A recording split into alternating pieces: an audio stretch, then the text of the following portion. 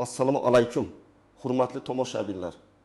Bugungi mavzu juda muhim. 1 avgustdan boshlab qoidalar o'zgardi va bu o'zgarish faqat tadbirkor, haydovchi yoki nafaqaxo'rga emas, deyarli har bir oilaga, har bir fuqaroga tegishli bo'lishi mumkin.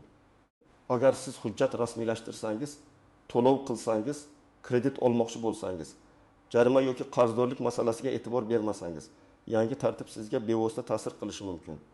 Men bugun sizga shov-shuv uchun emas, amaliy foyda uchun tushuntiraman. Avval qanday edi? Endi nima o'zgardi? Kimlar ehtiyot bo'lishi kerak? Kimlar xavotir olmasa ham bo'ladi? Qaysi joylarda odamlar eng ko'p xato qiladi va hozirning o'zida nima qilish kerak?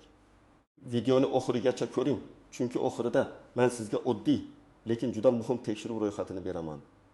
Kanalga hoziroq obuna bo'ling, videoga like bosing, chunki bunday ma'lumotlar ko'p odamni ortiqcha jarima, ovoragarchilik va vaqt yo'qotishdan saqlab qoladi. Avval ko'p jarayonlarda odamlar keyinroq ko'raman. Hali vaqt bor, qog'ozim bor-ku, telefonimga xabar kelmadi, men bilmaganman degan bahonalar bilan ishni kechiktirib yurardi. Ayrim holatlarda haqiqatan ham tizimlar alohida ishlagan. Bir joyda qarzdorlik ko'rinardi, boshqa joyda ko'rinmasdi. Bir idorada ma'lumot bor edi, boshqa idorada yo'q edi.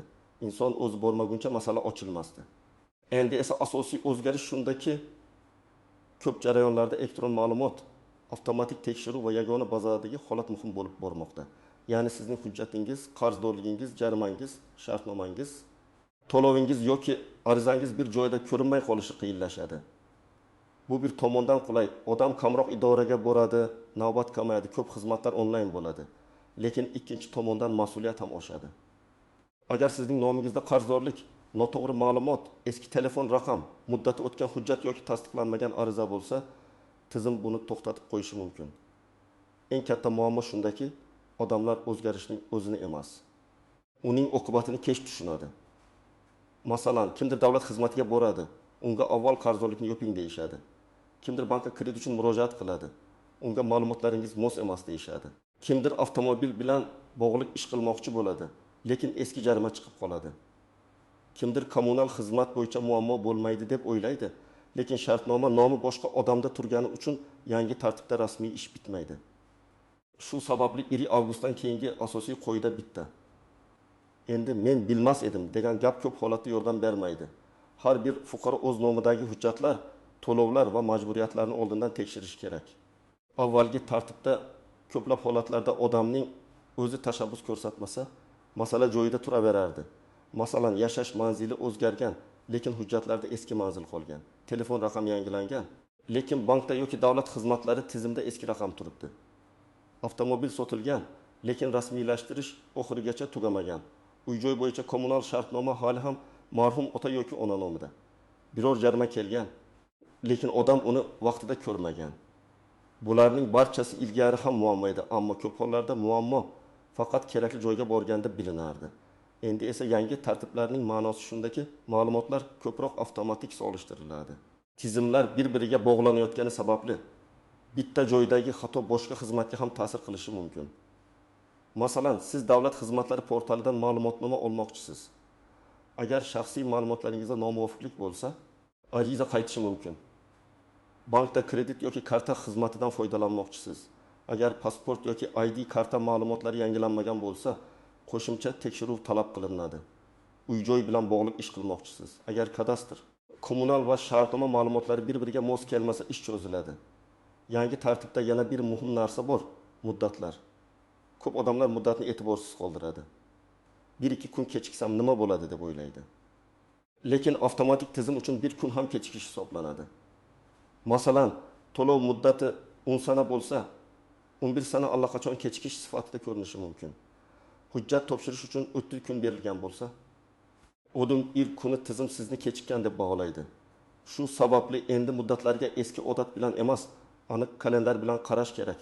Birinchi navbatda hujjat yangilanishi kerak bo'lgan odamlar ehtiyot bo'lishi kerak. ID karta, pasport, haydovchilik guvohnomasi, texnik pasport, ishonchnoma, ijara shartnomasi, kadastr hujjati kabi narsalarda muddat va ma'lumotlar juda muhim. Agar hujjatda familiya eski bo'lsa, ism yozilishida farq bo'lsa, tug'ilgan sana yoki manzil noto'g'ri kiritilgan bo'lsa, bu kichkina xato bo'lib ko'rinsa ham amalda katta to'siqqa aylanishi mumkin. Ikkinchi toifa, qarzdorligi bor yoki bor yo'qligini bilmaydiganlar. Bu yerda gap faqat katta kredit haqida emas. 20 ming so'mlik jarima, 20 ming so'mlik kommunal qarz, 200 ming so'mlik soliq majburiyati yoki eski sud ijro hujjati ham kutilmagan joyda chiqib qolishi mumkin.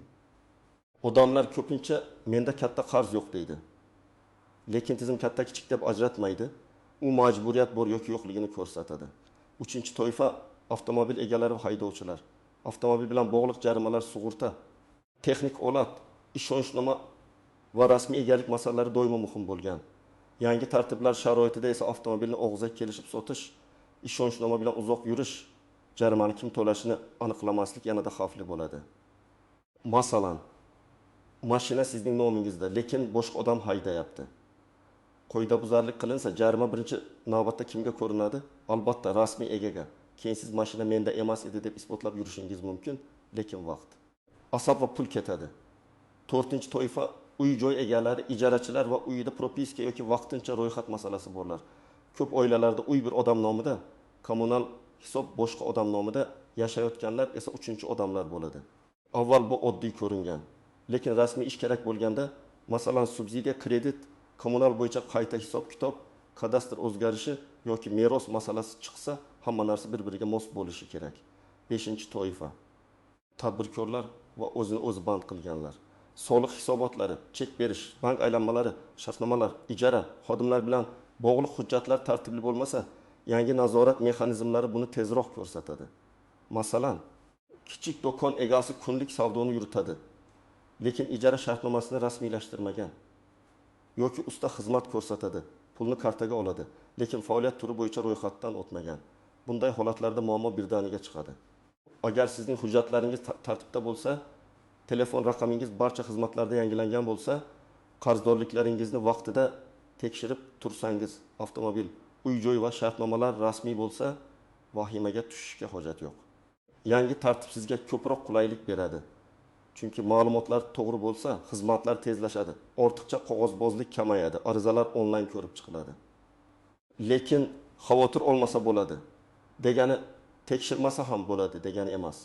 Men ekspert sifatida doim shuni aytaman, eng tartibli odam ham yiliga kamida 2 marta o'z ma'lumotlarini tekshirishi kerak. Chunki xato faqat sizdan chiqmaydi. Ba'zan tizimga noto'g'ri ma'lumot kiradi. Ba'zan eski raqam qolib ketadi. Ba'zan to'langan summa kech aks etadi. Ba'zan boshqa odamning hujjatidagi xato sizning ma'lumotingizga ta'sir qiladi. Birinchi misol. Akmal aka avtomobilni tanishiga ishonchnoma bilan bergan. Keyin rasmiylashtiramiz deyishgan. Bir necha oy o'tgan. Mashinani haydagan odam tezlikni oshirgan, jarimalar kelgan. Lekin Akmal aka telefon raqamini almashtirgani uchun xabarlarni ko'rmagan. Keyin Akmal aka boshqa avtomobil olish uchun hujjat ishiga borganda jarimalar chiqib qolgan. U men haydamaganman deydi. Lekin rasmiy egasi o'zi bo'lgani uchun avval masalani hal qilishga majbur bo'ladi. Mulk kim nomida bo'lsa, javobgarlik ham birinchi navbatda o'sha odamga keladi. Ikkinchi misol. Dilnoza opa uyini ijaraga bergan, lekin ijara shartnomasi rasmiy emas. Ijarachi kommunal to'lovlarni vaqtida qilmagan. Bir kuni Dilnoza opa uy bo'yicha rasmiy ish qilmoqchi bo'lganda qarzdorlik chiqadi. Ijarachi men to'laganman deydi, lekin kvitansiya yo'q, shartnoma yo'q, kim qancha to'lash kerakligi yozilmagan. Natijada uy egasi o'zi yuguradi. Agar boshidan shartnoma, hisob-kitob va to'lov dalili bo'lganda muammo ancha oson hal bo'lardi. 3-misol. Bir yigit bankdan kredit olmoqchi. Daromadi bor, ish joyi bor, lekin eski kichik qarzdorlik qolib ketgan. U bu qarzni unutgan, summasi katta emas. Bank tizimida esa bu intizom sifatida ko'rinadi. Natijada kredit shartlari yomonlashadi yoki rad javobi keladi. Demak, masala faqat qarz miqdorida emas, to'lov madaniyatida ham. 4-misol. Oila yangi uyga ko'chgan, lekin yashash manzili va ayrim xizmatlardagi ma'lumotlarni yangilamagan. Davlat xizmatidan ma'lumotnoma kerak bo'lganda eski manzil chiqadi. Keyin ular bitta hujjat uchun bir necha joyga borishga majbur bo'ladi. Agar ko'chganidan keyin darhol manzil, telefon raqami, kommunal shartnomalar va bank ma'lumotlarini yangilaganida bu ovoragarchilik bo'lmasdi. Endi juda muhim masala, hamma o'zgarish ham darhol jarima degani emas. Ayrim holatlarda tuzatish uchun muddat beriladi, ayrim masalalarda tushuntirish xati yoki qo'shimcha hujjat bilan muammoni hal qilish mumkin. Lekin buni bilish uchun siz vaziyatni yashirmasligingiz kerak. Agar tizimda xato chiqsa, mayli keyin deb yurish eng yomon yo'l. Darhol murojaat qiling, yozma izoh oling, ariza raqamini saqlang. Ikkinchi nozik shart. Telefon xabariga to'liq ishonib qolmang. Ko'p odam SMS kelmadi, demak qarz yo'q deb o'ylaydi. Bu noto'g'ri. SMS kelmasligi mumkin. Raqam eski bo'lishi mumkin, aloqa muammosi bo'lishi mumkin, tizim xabari kechikishi mumkin. Shuning uchun rasmiy ilovalar, portallar, bank kabinetlari va tegishli idoralar orqali mustaqil tekshirish kerak. Uchinchi nozik jihat. To'lov qilganingizni isbotlovchi hujjatni saqlang. Naqd pul bergan bo'lsangiz, chek yoki tilxat oling. Onlayn to'lagan bo'lsangiz, kvitansiyani telefoningizda va alohida papkada saqlang. Men tavsiya qilaman, har oy yakunida to'lovlar degan papka ochib, kommunal, jarima, kredit, soliq va boshqa kvitansiyalarni joylab boring. Bu oddiy odat keyinchalik katta muammolardan saqlaydi. 4-nozik jihat. Boshqa odam nomidagi ishni o'zingizniki deb yurmang.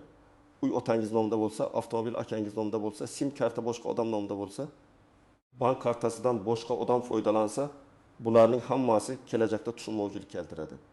Yangi tartiblar rasmiy egani asosiy shaxs sifatida ko'radi. Oilaviy ishonch yaxshi, lekin rasmiy hujjat undan ham muhim. 5-nozik jihat. Ijtimoiy tarmoqlardagi mish-mishlarga ishonmang. Kimdir 1 avgustdan hamma jarimaga tortishadi deydi. Kimdir endi hamma hujjat bekor bo'ladi deydi. Bunday vahimali gaplar ko'p bo'ladi. Siz faqat rasmiy manbaga, davlat xizmatlari portaliga, tegishli vazirlik yoki tashkilot axborotiga, bankning rasmiy xabariga qarang. Agar tushunmasangiz mutaxassisdan so'rang, lekin tasdiqlanmagan gap bilan qaror qabul qilmang. Birinchi qadam. Shaxsiy hujjatlaringizni tekshiring. ID karta yoki pasport muddati, familiya, ism yozilishi, tug'ilgan sana, manzil, telefon raqami mosligini ko'ring. Agar turmush qurganingizdan keyin familiya o'zgargan bo'lsa, barcha joylarda bir xil ko'rinishda ekaniga e'tibor bering. Bankda bir xil, davlat xizmati boshqa xil, ish joyida yana boshqa xil yozilsa, bu kelajakda muammo beradi. Ikkinchi qadam, qarzdorliklarni tekshiring. Kommunal to'lovlar, soliq, jarima, kredit, aliment, sud ijro hujjatlari bo'yicha holatingizni ko'ring. Agar qarzdorlik chiqsa, avval uning haqiqiyligini aniqlang. Haqiqiy bo'lsa to'lang va kvitansiyani saqlang. Agar noto'g'ri bo'lsa, og'zaki gap bilan cheklanmang. Yozma murojaat qiling. Ariza raqamini oling. Javob kelguncha hujjatlarni saqlang. 3-qadam, avtomobil va uy-joy hujjatlarini tartibga keltiring. Avtomobil sizning nomingizda bo'lsa, uni kim haydayotganini, jarimalar kim tomonidan to'lanishini, sug'urta va ishonchnoma holatini aniq qiling. Uy-joy bo'yicha kadastr, kommunal hisoblar, ijara shartnomasi, meros hujjatlari va yashash manzili masalalarini tekshiring. Ayniqsa, uy ijaraga berilgan bo'lsa, shartnomani rasmiylashtiring, to'lov tartibini yozib qo'ying. 4-qadam, telefon raqam va elektron pochtani yangilang. Ko'p xizmatlar tasdiqlash kodini, ogohlantirishni yoki xabarni telefon raqamga yuboradi. Eski raqamda qolib ketgan xizmatlar bo'lsa, siz muhim xabarni ko'rmay qolishingiz mumkin. Bank, davlat xizmatlari, soliq, ish joyi, kommunal tashkilotlar va boshqa muhim tizimlarda raqamingiz bir xil va faol bo'lsin. 5-qadam, barcha muhim hujjatlarning nusxasini tayyorlang. Telefoningizda alohida papka oching. Hujjatlar, to'lovlar, shartnomalar, jarimalar, uy-joy, avtomobil. Har biriga tegishli skanik suratlarni joylang. Lekin shaxsiy ma'lumotlarni begonalarga yubormang. Pasport va karta ma'lumotlarini ochiq chatlarda tarqatmang. Hujjat saqlash kerak, lekin xavfsizlik ham muhim. 6-qadam, agar muammo chiqsa, darhol yozma murojaat qiling. Masalan, siz to'lov qilgansiz, lekin tizimda qarz turibdi. Bunday holatda tegishli tashkilotga murojaat qiling. Kvitansiyani ilova qiling. To'lov amalga oshirilgan, lekin tizimda aks etmagan. Ma'lumotni tekshirib tuzatib berishingizni so'rayman deb yozing. Og'zaki aytsangiz ertaga isbotlash qiyin. Yozma murojaat esa sizni himoya qiladi. 7-qadam. Oilangizdagi katta yoshdagilarga yordam bering. Ota-onalarimiz, buvijon, bobojonlarimiz ko'pincha onlayn tizimlardan foydalanishda qiynaladi.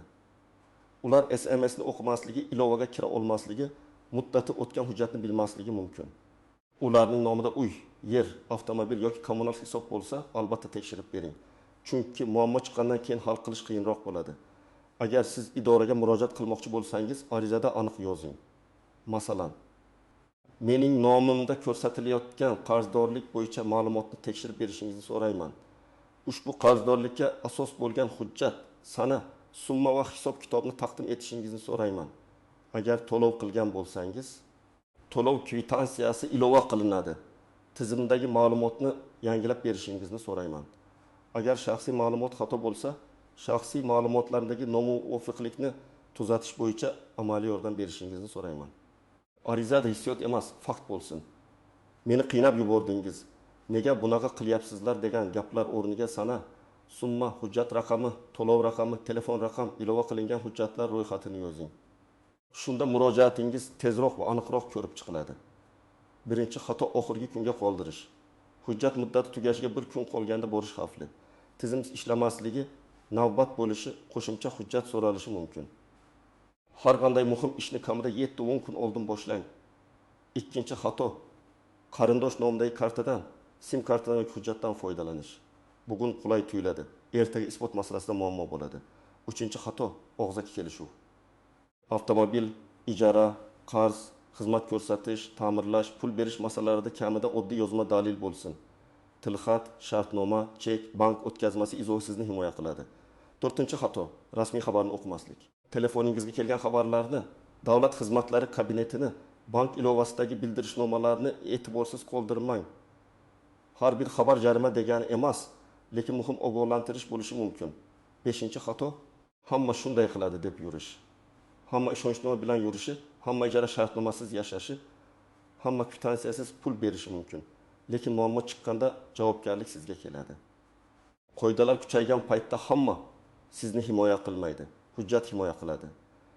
Demak, 1 avgustdan keyingi eng muhim o'zgarish shundaki, endi tartib, aniqlik va elektron ma'lumotlar yanada muhim bo'ladi. Hujjatlaringiz mos bo'lishi kerak. Qarzdorliklarni tekshirish kerak. To'lov dalillarini saqlash kerak. Avtomobil va uy-joy masalalarini rasmiy yuritish kerak. Telefon raqamingiz yangilangan bo'lishi kerak. Vahimaga tushmang, lekin beparvo ham bo'lmang. Bugunoq 20 daqiqa vaqt ajrating. Hujjatlaringizni ko'ring, qarzdorliklarni tekshiring, muhim kvitansiyalarni saqlang, oilangizdagi yoshi kattalarga yordam bering. Shu oddiy ishlar sizni ertaga katta ovoragarchilikdan saqlaydi. Sizda 1 avgustdan keyingi yangi tartiblar bo'yicha savol bormi? Izohlarda yozing. Men eng ko'p berilgan savollarni keyingi videoda alohida tushuntirib beraman. Video foydali bo'lgan bo'lsa, like bosing, yaqinlaringizga yuboring va kanalga obuna bo'ling. Chunki qoidani bilgan odam vaqtini, pulini va asabini asraydi.